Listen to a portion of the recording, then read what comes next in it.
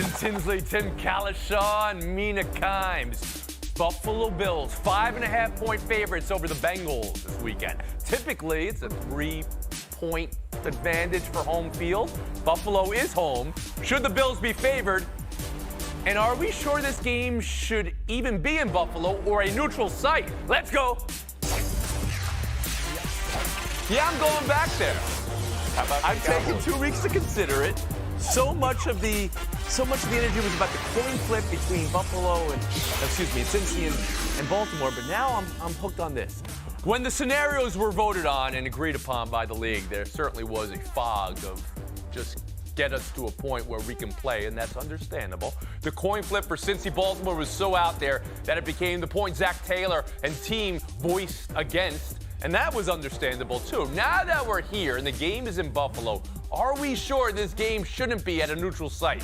Buffalo home, 5.5-point favorite. Joe Burrow says Bengals aren't underdogs, that he likes going on the road. Zach Taylor, quote, "We know we're the defending AFC champion. We're not an underdog to anybody." Mina Kimes, around the horn to you. Is Cincy an underdog? They are. If they were healthy, I don't think they would be, but they're not. They're down 3 of their 5 starters on the offensive line. We just saw Joe Burrow under siege, sacked 4 times despite a 2.38-second time to throw against Baltimore. They could not run the ball. The Bengals' offensive line is a problem. Now, that's not saying that I think the Bills are going to win overwhelmingly. I love Cincinnati's defense. Their ability to game plan for elite quarterbacks is unparalleled. But moving the ball on offense when you are that injured on your offensive line is very, very difficult, and Joe Burrow's life is not going to be easy. Tim Kalishaw, Cincy underdog to you? I think so. I mean, for 2 teams that we respect a lot and should respect a lot, Buffalo was not impressive last week, and Cincinnati was worse. Cincinnati didn't look like they were going to win the game until the whole 99-yard turnaround on the fumble at the goal line. As Mina said, 3 offensive linemen down. That's not going to go away. I think both quarterbacks are going to get sacked a lot. I don't think this is going to be the Josh Allen versus Joe Burrow 300-yard versus 300-yard show people might like to see. It's going to be tougher than that. But Buffalo is still at home. You got to go with the Bills. Justin Tinsley, Cincinnati says they're not underdogs. You think they're underdogs? Sure, they're underdogs for reasons that Mina and Tim said, but that only matters in Vegas. I love this team not really embracing the underdog trope. They can't use the nobody believes in us trope anymore. You were literally an Aaron Donald sack away from being Super Bowl champs. But this is a team that went to Kansas City and beat Kansas City last year in the AFC title game, so they're not intimidated by going to Buffalo. Cincinnati is 9-1 versus non-divisional opponents this year. Joe Burrow is 23-3 in terms of touchdowns and interceptions. So they're built for this stage, and there's a lot riding on this. A lot riding on this game. We've talked about their issues on the line, but getting the center Karras back is huge. And both teams are going into this game with a lot on the line in terms of winning streaks. Cincinnati wants to right last year's wrongs. Buffalo want to get over the divisional hump. So I don't think either side really cares about an underdog. Although Joe Burrow is 2-0 as a 5-point underdog the last 2 seasons. Mm-hmm. And Bob Ryan. Let me ask you all a question. Who is the defending AFC champion? Yes, you know the answer. They have unit confidence. They believe in themselves. They think they belong. They are entering this with not the slightest fear of intimidation or anything else. That's number 1. Number 2, I don't think that the home field advantage is a big damn deal in the NFL, except for one reason that doesn't exist in this game, and that's indoors versus outdoors. They're both outdoors. That's not a problem there. Number 3, all I've been hearing all week, reading from the experts, is Buffalo didn't look that great. Buffalo, Josh Allen turns it over too much. It's all but. And so they're not invincible. I like Cincinnati. I'm not predicting an upset. I'm simply saying don't be surprised. This is an even game. Mina, I hear you, or I see you reacting to all the fellow panelists, but Bob specifically answering the question on what they did last year, and that's why they're not an underdog, but you're viewing them differently in who they are at this exact moment. Isn't that right? Yeah, I don't want to just hit the offensive line again, guys, but it is so hard to generate explosive plays. The sort of explosive plays Joe Burrow dined on the outside to Jamar Chase, D. Higgins last year when you don't have any time. I would also add defenses have gotten a lot better at playing this team. Last season, they faced a lot of single high coverage. They were blitzed a lot. Joe Burrow was blitzed a lot. Defenses now know better. They're going to make Joe Burrow dink and dake his way down the field, and it's not going to be easy. Bob Ryan, you said you didn't care where it was played. That's fine. No. And that's an understandable reaction. Anyone questioning the NFL decision? Yeah, we're 2 weeks away from it. Okay, Kalishaw, you. Today, Troy Vincent told the Buffalo News there was discussion about this being a neutral field situation, much like Kansas City Buffalo could be, but it was voted against. It was decided against. How do you read it? Yeah, I mean, I thought that was the easiest call to make, and to make a couple days after the Hamlin injury when we knew, or at least thought we knew, that things were going to be okay on that front, and we could start figuring out the football ramifications of not playing that game. Cincinnati had a home game taken away from them, a game I know it had just started, but they were winning the game, and it just seemed like the fairest thing to do. If these two teams play in the second round, play it at a neutral site, because Cincinnati, if they'd won that night, the game would be in Cincinnati today. I think both teams would have gone for it, and it would have been fair. So the argument is, well, they played the same number of games. One team had a better record. I am familiar with the works of Pablo Neruda, okay? We recognize that, but the game that was being played were between these two teams, and that's the game that didn't go to completion. Both teams controlled their own destiny when they kicked off that game. We've been horrible. Move on. Let's talk one seeds now. Both heavy favorites. Philly by 7.5 over New York. KC by 8.5 over Jacksonville. But for this particular preview to the preview, I'm looking for vulnerabilities, looking for possibilities. Do the Giants or Jags have any path to victory, Bob Ryan? Which one seed could be vulnerable to upset? The Giants, you're darn tootin' they do. You know, they're going to enter this game on a dual upswing. One is physical. They're playing great. The quarterback's coming off a career game. Saquon Barkley played the way Saquon Barkley's supposed to play, and then some. That's number. And spiritually, they're being fed a big deal by the New York press that this is a redux of the two Giants teams who beat the Patriots, that Daniel Jones has morphed into Eli Manning already, and I think they believe it. I think they're going to go in this with an inordinate amount of confidence. Plus, there's the old beating a team 3 times thing, and then finally, which Jalen Hurts will we see? I think the Giants are primed for the quote-unquote upset. Munich Himes. Well, I think both favorites win. But as far as which of the underdogs has a better chance, I'm also going with New York. So yesterday I rewatched both the earlier Kansas City-Jacksonville game and then the Week 14 Giants-Eagles game. Both one seeds trounced their opponents. However, this Giants team has evolved in certain ways since then that I think makes this one closer. A couple of things. One, the last time they played, they didn't have Leonard Williams, Xavier McKinney, Adoree Jackson. This defense is getting healthier, and the 4-man rush in particular has been better and better as weeks have gone along. Secondly, this offensive staff in New York maybe comes up with better game plans right now than any other team outside of Kansas City. And one thing that didn't happen the last time they played, Daniel Jones barely ran. He had one designed run for 17 yards. The Eagles defense is very good, but they are 30th in EPA per play versus quarterbacks who run. Right. So I expect to see Jones running a lot, and I think that'll help. Did you see how many times he ran last game? 17 in total, which was a number that blew your mind. Okay, so you watch both games. When you watch both games in advance doing prep, are you watching that at time and a half, 150%, or is it really more? Kalishaw, I know you were at a Mavericks game last night. Doesn't help you in this answer. Yeah. Maybe later in the show it helps you. That's what you did last night. But please, on your one team that could make a shocker. Broad horizons are important on this show. I think it's also the Giants, and Bob and Mina stated a lot of the reasons. I think the helpful one is when you're playing a team in your division, you're not scared of them. You at least know why you lost those 2 games, and especially the second one when the Giants already knew they were the number 2 wild card and didn't care, and the Eagles still had trouble putting them away. They saw what Jalen Hurts is like after this injury, and maybe they picked up something there. I just think Jacksonville, this run they've had, mostly at home, mostly those wins at home against Dallas, against Tennessee, and last week, going to Kansas City, that's going to be way over their heads. Justin Tinsley.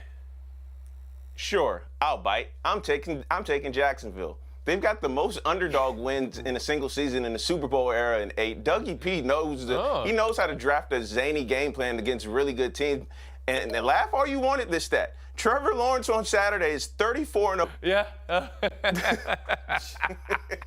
True statement. One more story here. I'm reading from today's Los Angeles Times now. The Chargers held a press conference for their coach Wednesday morning, and you'll never guess who showed up. Brandon Staley. Yes, he's still here. Bill Plaschke wrote it. At that conference, Staley said he never felt his job was in jeopardy. He has a lot of confidence going forward. Tim, should the Chargers and Chargers fans and Chargers Twitter account have confidence in Staley going forward?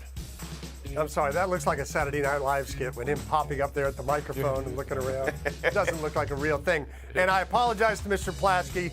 Immense respect for him. I think he deserves one more year. I know he made some big mistakes. The Mike Williams playing in the last game, a guy who'd been hurt much of the year and they needed badly, that was huge. And that's on him. But playing in the division with the Chiefs, being who they are, I'd give him another year. Yeah, I agree with Tim. I mean, this is a little bit tricky because Staley wasn't perfect this year. I think the management of injuries, including Justin Herbert's earlier in the season, was a bit dubious. And then ultimately, he did oversee an offense that I felt was all too conservative. However, he is a brilliant defensive game planner, and he managed through some pretty challenging injuries. I think he deserves another shot, and then we'll see and reevaluate next Bob year. Ryan. I think that if 25 to 30 coaches in this league had managed the team the way he did, in the end, he wouldn't be having this discussion. They'd be looking through the unemployment So what's different about Staley then? Or is it different about Los Angeles, I guess is what I'm asking. Ask his management. That it's all up to his management. If they're happy, fine. But he wouldn't survive in most places. You can't get 100% people to agree on anything, Justin. At one moment during the night of that game, it was 100% that Sean Payton would be coaching L.A. by Monday or Tuesday morning. It didn't play out that way. Your thoughts on Staley going forward? Look, I don't celebrate anybody losing a job, but in this case, I stand with Bill Plaschke. I'm surprised that he still has. And on top of all the other mistakes, what I really didn't like in that press conference, I don't think he took much accountability for that loss. He called it high-level football by both teams. I don't think you play high-level football or when you blow a 27-point lead, one of the biggest blown losses in NFL history. I would have liked to see more accountability, so there's no confidence, at least on mine. Nina, you mentioned it, some conservative play calling. There was the fourth, I mean, they went for the field goal late in that game, yeah. you know, and when the whole thing is they go for it on fourth down. It didn't, and that's when the game got away from them. We'll take a break here, buy or sell on the other side. Just seemed like he wasn't true to himself. Doug P. That's our analytics. News of the day from the NFL is about half the league could be looking for new offensive coordinators this offseason. Teams coordinating, getting rid of offensive coordinators. To two today, Tampa and Baltimore, Byron Leftwich and Greg Roman, respectively. Both offenses had issues this year. How much was OC, how much was other, and what it means for quarterbacks for those teams. Tom Brady at Tampa and Lamar Jackson in Baltimore. John Harbaugh today saying 100%, 200% that Lamar Jackson's the quarterback of the Ravens. Meaning there's a lot in there. Buy or sell? Yeah, 200% is about how much they should increase the guaranteed money they're offering Lamar then. I think that both of these offensive coordinators probably did have to go, starting with Roman. Even with when they had Lamar Jackson, the passing game left a lot to be desired, especially in terms of route spacing and depth. There were always issues. Felt like something that they had to improve upon. And then in Tampa, while they did go to the Super Bowl with Byron Leftwich, a lot of issues this year with play calling. I'll just point to one. Tampa had the best play-action passing attack out of the gun in the NFL. Yet they used play-action at the lowest rate in the league. Just one of many frustrations watching that offense. Tim Kalishaw. It just seems like both are designed to placate fans. Byron Leftwich was good enough to win a Super Bowl 2 years ago. Greg Roman designed the 49er offense for Colin Kaepernick to get to a Super Bowl. And he was the coordinator when Lamar Jackson won an MVP. But they're going to do better somewhere else. So you're selling both of these moves, Justin Tinsley? Just, when you have a bad season, you fire the offensive coordinator. It's simple. I'm buying both moves, but definitely for Baltimore. Baltimore's offense has fell off the cliff over the last couple of years. They were number 1 in 2019, and they were 19th this year. So while Greg Roman was great for that run game, there wasn't a lot of passing diversity in the passing game. So Baltimore needs a lot on offense, and in particular an offensive identity rather that's not Lamar or bust. Same was true for Tampa, though. They were number 1 offense just 2 years ago and then falling to beyond the middle of the pack this year. Bob Ryan. Wasn't Byron Leftwich one of the rising stars of the assistant coaching community only yesterday? I find it interesting. Here's my take on this. I can't disagree with anything that's been said. you have two offensive coordinators who are trying to design plays for the two most divergent quarterbacks in the NFL. The most immobile, old-fashioned quarterback, still breathing, and a prototype of the. So my question run, would be, pass do first, the moves pass- then make you That's all. think So- there might be changes at quarterback because they'll bring in a new system, or what? Mina, does Roman out mean Lamar is going to be having to learn something new? Well, I think both changes are good for the offense potentially, and when you've got two quarterbacks who, it's unclear if they'll return, I would think that improvements in the offense would make both those teams more attractive to the quarterbacks. Bob Ryan, But how it's about hard to you? know. Well, what you need is whoever is going to get these new jobs, you have to get people specifically designed to accommodate these divergent quarterbacks, period, whoever they are. There's very The specific news from problems John for the Harbaugh, OC. 200% that Lamar Jackson was That's support. quarterback right of the team. That was the sport panelists were asking for last week.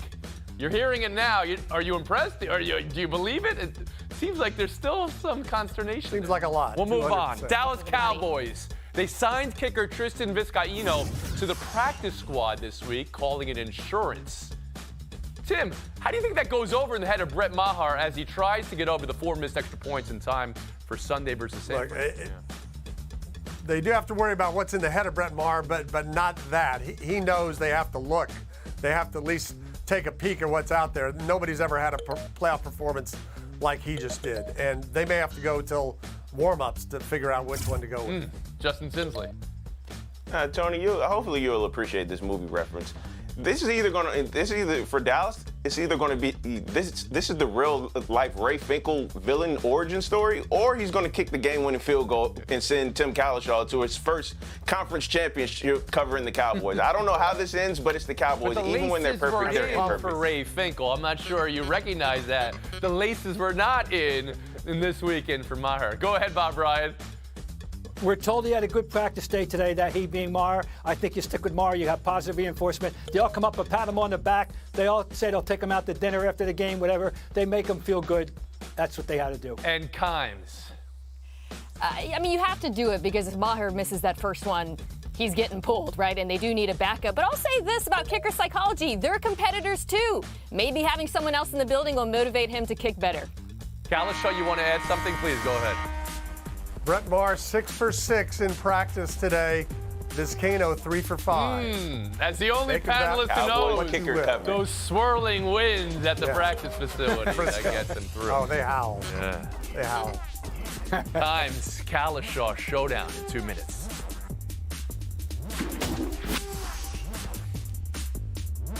Are you one of the millions surprised by Verizon and AT&T raising your rates last year? T-Mobile has price lock guarantee.